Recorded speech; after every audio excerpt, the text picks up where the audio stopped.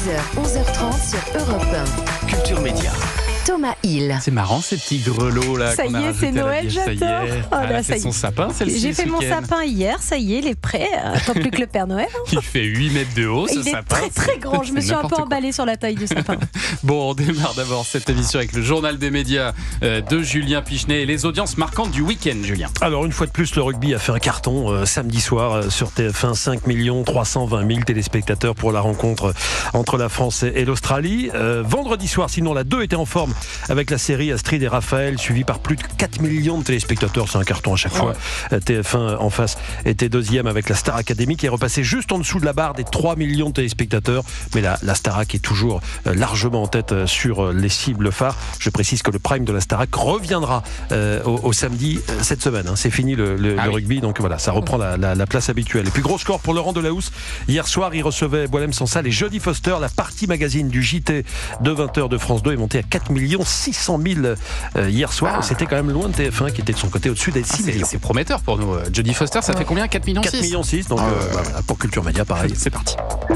Europe 1, le journal des médias. Et puis on revient sur les actualités et moments forts du week-end. Et samedi, dans l'émission Quelle époque, Bernard de la Villardière a pris la défense de CNews. L'animatrice Léa Salamé venait de lancer un débat sur l'audiovisuel public, alors qu'une enquête parlementaire devra examiner à partir de demain sa neutralité, son fonctionnement et son financement. Présente en plateau, l'ancienne patronne de France Inter, Laurence Bloch, et l'ancienne présentatrice du JT d'Antenne 2, Christine Ockrent, ont ouvert les hostilités. J'estime que les attaques dont l'audiovisuel public est la cible en ce moment sont d'autant plus absurdes qu'elles sont faites par des gens qui sont la négation même de nos métiers, a déclaré cette dernière en visant directement CNews.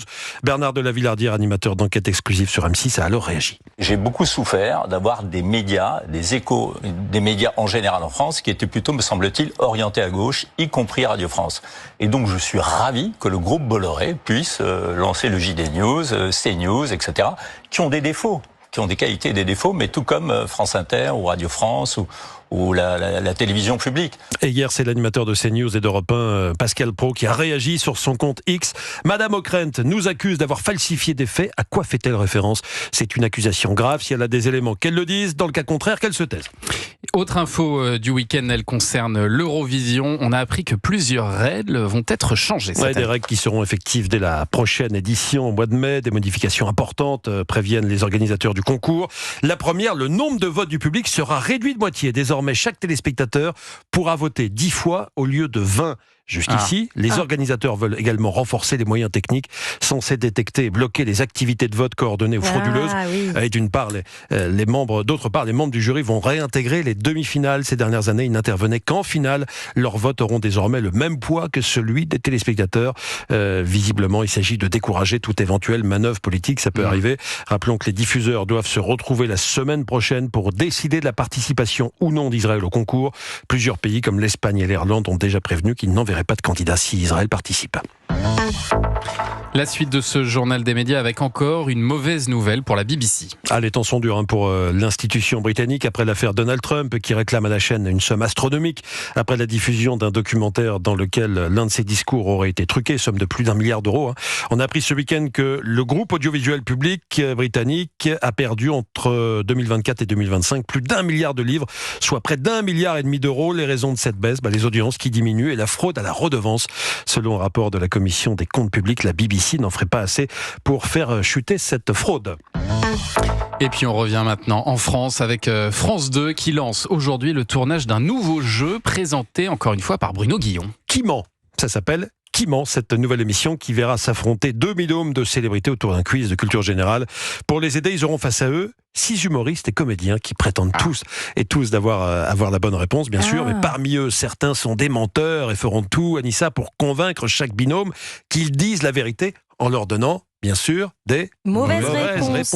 Oui, d'accord. Selon le site émissiontv.com qui publie les dates de tournage des programmes, Anne Roumanoff, Gilles Alma, Max Boublil, Antoine Duléry ou encore Natacha Saint-Pierre participeront aux enregistrements du jour. Alors, on ne sait pas encore, Thomas, quand ce jeu arrivera sur la grille de France 2, ni même à quelle heure il sera diffusé. Dans quelle case sera mise Qui ment? Ça ressemble à un prime quand même. Ouais, ça ressemble à une grande soirée événementielle. Bon. Et puis alors sur M6, l'heure est au bilan pour L'amour est dans le pré.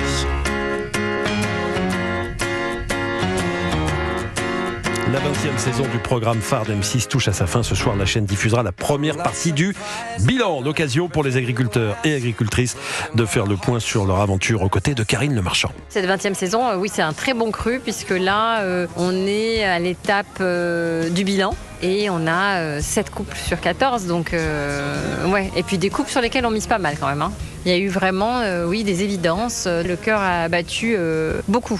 Karine Le Marchand, micro de Culture Média, 7 couples sur 14. Ouais, c'est pas mal. Hein, c'est pas mal, effectivement. Ouais. Depuis son lancement il y a 20 ans, les comptes ont été faits. L'amour est dans le pré a vu une vingtaine de couples se marier et près de 70 enfants. 70 enfants sont nés grâce à L'amour est dans le pré. Ça fait une marche sacrée mieux tribu. Que marié au premier regard, c'est sûr. Il y a un meilleur bilan. Je crois pas, ouais, effectivement. Il n'y a pas de bébé. Zéro mariage, zéro bébé. Non, mais merci, Julien. Je crois qu'il y en a eu quelques-uns.